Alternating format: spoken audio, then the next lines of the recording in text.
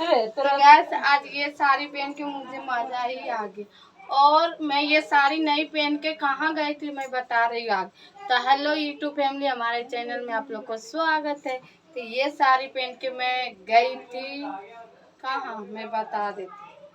तो भौजी के बर्थडे में, भौजी तो घर पे बर्थडे मनाई नहीं, तो हम भौजी सब गई थी गदर 2 देखने, क्योंकि ये साड़ी पहन भौजी से भी अच्छी साड़ी पहन के गई थी। और साथ में सालू दीदी भी गई थी और रजनी दीदी भी गई थी। तो हम तीनों चारों यूट्यूबर मिल के खूब गदर 2 के अच्छे से देखी और खूब खाई पी मस्ती करी।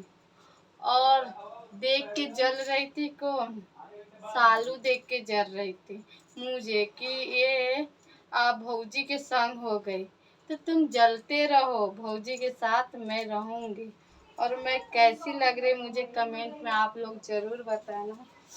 मैं तो अपने आप पे नजर उतार लो।